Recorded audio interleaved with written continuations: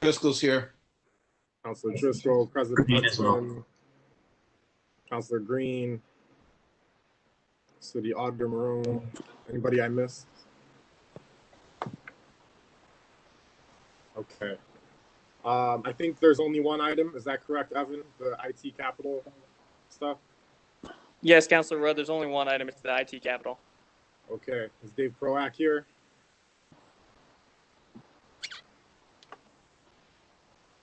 Oh, come on, Dave. Just text him. I'll call him now. This is a little ironic. Just saying. Well, you know, Rod, while we're waiting, if you choose to, you could always listen to Jeff now from zoning. I could always listen to what? To Jeff from zoning. He was apparently trying to talk. You only have one item. So if at some point, if you allow, we can, since we're all the same people between finance and economic development. Yeah, that's fine. We can talk about that one now. Jeff, are you there? Can you? President Pro Tem, there's two items from zoning. One's a protected site for 205 East Seneca Turnpike. The other one's a special permit. So, you know what the special permit address is for, Mr. Clerk?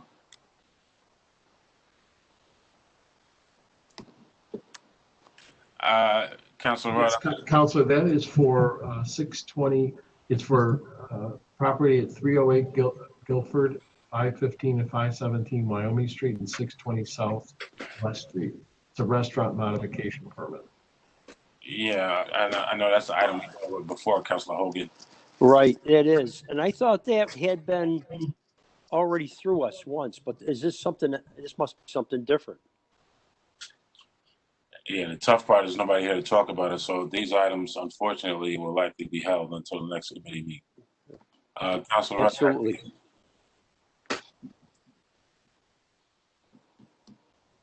Okay.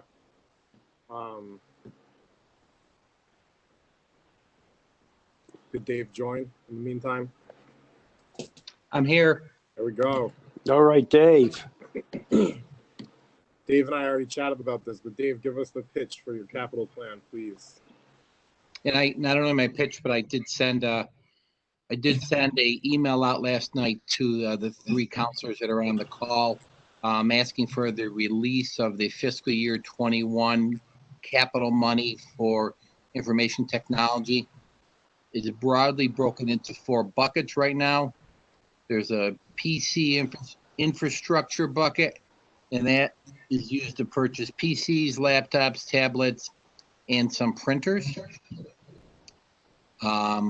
The second bucket is a network infrastructure bucket. That includes server hardware, routers, switches, all the guts that make our network work. The two kind of new buckets, if you will, one is $95,000 for an upgrade to the DPW security camera system. They have 49 cameras. They are the old technology, analog style, using DVRs. The rest of the city has adopted a standard using digital cameras and a different recording technology, no longer a DVR sort of technology, if you will. DPW is having more and more frequent breakdowns. So that's why we included $95,000 in that, our capital request.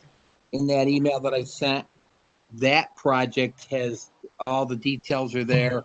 It was spec'd pretty much to a T as of last November. It comes in about $1,000 more than 95. I'm sure we can find a way to get it done for that $95,000. The fourth bucket is a new line, if you will, that I'm going to ask for every year, and that's for cybersecurity hardening. You don't have to look hard to find the latest and greatest infiltration by the Russians, the Koreans, or whoever it is. We've annually kind of band-aided together some money to keep up with the times, if you will.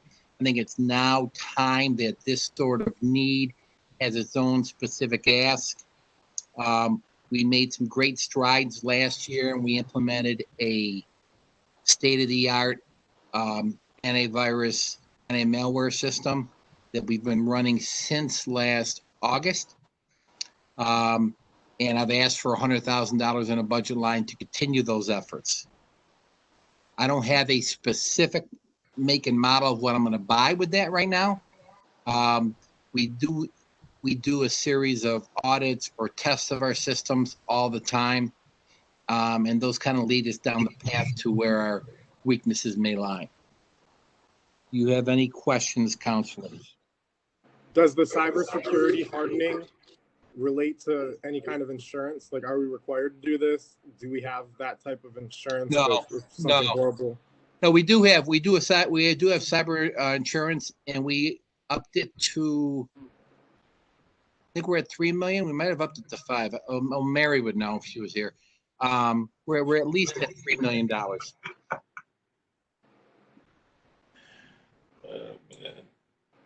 Okay. Last one from me. The PC improvements. I know you talked about, you weren't sure when we talked before what the breakdown of laptops versus PCs would be depending on the allocation of staff and given COVID. So in general, can you just give a description of the cost of the laptops and the computers that you buy, so we have a sense of how many it would buy? Oh, sure. On what you bought? Sure. So when we buy PCs, we buy the monitors separately. So we pretty much migrated all office staff to having dual monitors. So a PC right now costs us probably about $550 a piece. But again, it's separate from any monitors. Everybody should have a couple 22-inch monitors at least at their disposal. Laptops, those are more expensive. Those cost us probably $1,100, $1,200. That we just ordered 6 last week, and I think it came in at a little over $7,000. Tablets, the tablets are pretty cheap. They're generally in the $300 to $400 range. Lately, we've been buying Samsung tablets. The biggest population of those are used by our code enforcement officers. I think we've got about 30 or 35 code enforcement officers with those tablets out in the field.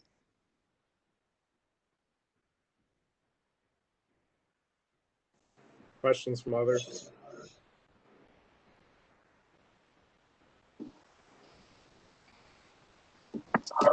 I guess my question is like, how absolutely necessary are these purchases? Because with all due respect, between this department and parks, we're going to be spending almost $1 million in cash capital when, we're looking to cut 25 million from the budget. I mean, if we don't purchase these laptops, if we don't purchase, the handful of other items listed that adds up to like 447,000, our departments and folks not going to be able to work.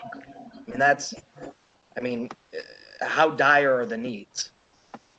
So when laptops are not handed out just because you walk through the gates of City Hall, but rather when there's a request and or a need.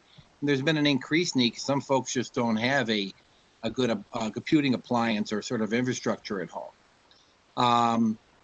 The PCs, we are on a path to replace all the Windows 7 PCs with Windows 10 because security patches have stopped coming out for Windows 7. So there's not a dire need to do all those, but we need to continue down that path. The cybersecurity stuff, got to do it. If we learned anything last year when we saw what happened to the county library system when it got hacked and the city school district, I think we have problems now. Ransomware would just be on top of everything else. So it'd be nice to be able to delay some of the DPW security system is breaking down and breaking down and breaking down. You're going to end up with half the cameras working down the road, and you may or may not have the ability to pull up any recording as needed. The stuff's just not reliable. It's not too far. I started asking for this money, I think it was 2 or 3 years ago. So this is I've been around this block with the security software, upgrade for DPW several times. in the network infrastructure. It includes an upgrade to the phones at parks, and not to lop us in with parks again, because I think you, it sounds like you got a sweet spot for them today, but they've got an analog phone system. If it breaks, there are no parts. They are done. So we've put that one off as long as we can. You know, the administration has made, we had a department head meeting today. We talk about the financial pressures and everything all the time. So none of this is willy-nilly spending. None of it is a rubber stamp. So I certainly understand your point, Counselor, but many of these projects have been delayed and delayed. The security cameras at DPW, it's going to replace all 49. Yep. Okay, so in the vehicle, in DPW, we hired a fleet manager, and then we've been asking when they ask for capital requests to provide a list of like the number of that equipment they have and the useful life of it and the use, how much has been used and when they expect to need to replace it. Do you or can you please put together for computers and security cameras at least a list of all that we have, how long we expect it to live, whether we're already past the useful life, and that type of list? Because then we can see that, oh, we need these, but we actually need 10 other things that we don't know we have, you know, that are also. So I mean that to do that comprehensively throughout the city is basically asking for a review of all of our assets. I'm not saying that we shouldn't do it. I'm just saying I certainly don't have that at the ready. I mean, that's a great project for a couple of interns for a summer project. I can do the IT part. I can't speak to all the security cameras throughout the city or the, you know, you mentioned the fleet, but I think you're going towards the trucks and the vehicles. I can't speak to any of that. I can speak to well, the for IT. instance, I guess I'm saying your capital equipment, like to the extent your capital equipment has useful lives and how much you're using them, like having a list of what we own, a list of assets and when we expect to need to replace them. Okay. Would be good. And when I say cameras, I don't necessarily mean every police camera. The police department should do that. But like cameras, for instance, at DPW, and I don't know what other departments would have similar need. Yep. That So, type of thing. So I could produce that for the IT assets. I will just warn you, it's going to be, in my opinion, about half as useful as you would expect. Things like PCs run about a 5-year replacement schedule. I don't know if you want to guess what I think is the value, my expectation on the value of the list that you're about to provide. But I guess you can cut it in half regardless. But where I was going, so point taken, Counselor, point taken. Where I was going with this is some of these things are very hard to predict. If we have 30 or 40 switches throughout our city network and Cisco declares them as end of life at the end of 21 or 22, I can have them on my chart for the next 5 years all day long. If they're getting pulled from support, there's no longer security patches coming, then I've got to move those up the list and make plans to get those replaced. That's where I was going with it. Not all this is predictable. That would be fine, even if you just had the list. Like, I don't know that there's 22 switches of that kind now. Like, I didn't know there were 49 cameras at DPW that needed to be replaced right now. All right. Fair enough. Other comments, questions? Counselor Rudd, I understand the concerns voiced by Counselor Carney, but in actuality, what we've gone through the last 4 or 5 months, I think we have to move this forward. I believe at some point, I don't know if anybody from the administration's on, I mean, the deputy mayor or anything, but I got to believe that at some point we'll be reimbursed for a lot of infrastructure, especially along this nature by the federal government. And even if we aren't, we have to do this. So, I mean, we've been dependent on these different platforms for the last 4 or 5 months. So just my 2 cents. Thanks, Counselor. You've done a great job too, Dave. God bless you. Thank you. Thank Maybe you. get my phone working one of these days properly, but One that's of these, okay. one of these days. I would just add that any reduction in capital spending isn't gonna, $1 decrease isn't gonna result in $1 savings the next year. It would be less than 20% of that the next year. So it we might not want to there when if it's stuff we really need. We should just manage our capital plan the way we always would, I would say. That's why you're finance chair, Counselor Rudd. I like it. Any other questions? So are we okay moving the capital plan forward? Yes. Yep. Okay, Yes. thank you. Thanks, everybody. Stay safe. Thank you, Dave. Any other questions or issues for the finance committee while we're here? Do you know when the next contingency meeting might be at all, Counselor Rudd? You've been informed by the administration? I don't have one on my calendar. I can ask. Okay. I guess we're doing okay then. I think it has to do with the level of uncertainty, but it's hard to make definitive plans. So I kind of sympathize with them, but yeah, we could schedule another meeting. You're being recorded, I know. Counselor Rudd.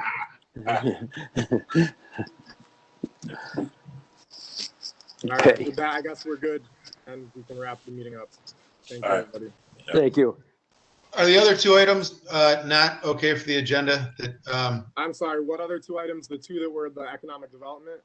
yes, from earlier. Counselor Bay, you want to re-ask about that one, those two? Well, it depends. Is anybody here to talk? Because I mean, we're not going to try to guess it on our own. And No, Jeff Harrop was on. I guess he was under two different names. One was a call-in. Jeff, if you're there, now is the time to speak up. I'm pretty sure Councilor Hogan has questions about 308 Gifford. I certainly do. That's been back and forth, and if I'm okay with holding it. Jeff Harrop has two names on here, and both are unmuted. So, Jeff, if you're there, you must have an issue. So, All right, appreciate it, Jim. okay, Thanks, Jimmy. yeah. Yep. Right. Okay, I Thanks. guess that's it. Thank you, everybody. Thank you, Counselor Rudd. Thank you.